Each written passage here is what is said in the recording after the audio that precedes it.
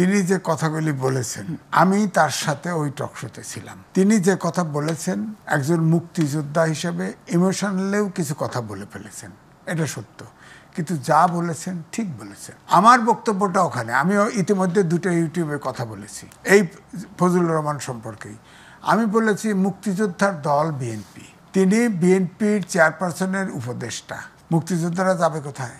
আওয়ামী লীগের চাইতে বিএনপির মুক্তিযোদ্ধা বেশি। মুক্তিযোদ্ধা তিনি তো বিএনপির তরফ থেকে উচ্চ নেতা থেকে তাকে টেলিফোনে বললেই তো হতো যে আপনি একটু স্লো যান বা এই করেন। শোকজ করার প্রয়োজনটা কী ছিল? এই মেসেজটা কি গেল? তার মানে কি বিএনপির মুক্তিযোদ্ধা বিএনপির কাছে আশ্রয় নাই?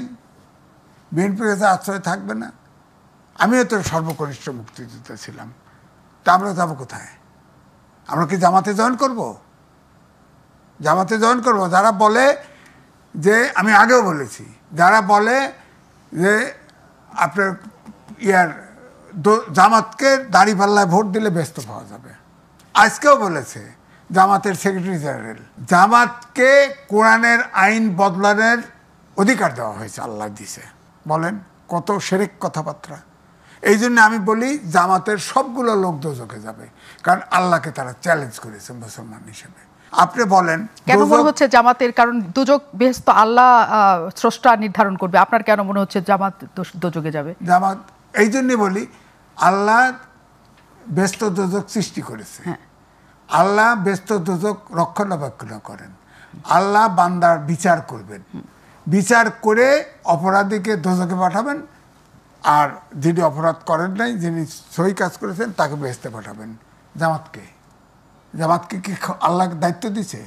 আল্লাহর ক্ষমতাকে চ্যালেঞ্জ করেছে। যখন এই কথা যে বলছে তার জন্য অ্যাডভান্স দোজক স্যাংশন হয়ে গেল। আল্লাহ এক অদ্বিতীয়। আপনি মুসলমান হলে এটা বিশ্বাস করতে হবে। না নিশ্চয়ই, কিন্তু যেহেতু পরকালের খবর, দোজকে কে যাবে বেহেশতে কে যাবে, এটা অনেক পাপপুণ্যর উপর, অনেক কিছুর উপর, স্রষ্টা ক্ষমা করেন সেটার উপর, অনেক কিছুর উপর। কাজে একটা না আমরা আসলে বলে দিতে পারি কিনা যে জামাতের সবাই দোজকে যাবে? জামাতের দৃশ্যমান কথা, হ্যাঁ, অর্থাৎ আল্লাহ ব্যস্ত দোজক আল্লাহ দিবে, এই তো কথা। ব্যস্ত দোজক আল্লাহ সৃষ্টি করছে, উনি রক্ষণাবেক্ষণ করেন, উনি বিচার করবেন, উনিই ব্যস্ত দোজক বরাদ্দ করবেন। তাহলে প্রশ্ন হচ্ছে দাঁড়িপাল্লায় ভোট দিলে আমার ব্যস্ত হবে, এটা কোন মুনাফিকি বলেন আপনি? দাঁড়িপাল্লায় ভোট দিলেই তো আমার ব্যস্ত হয়ে যাচ্ছে, তাহলে আল্লাহর বিচার লাগতেছে না এখানে? আল্লাহ তাহলে কোথায় বলেন?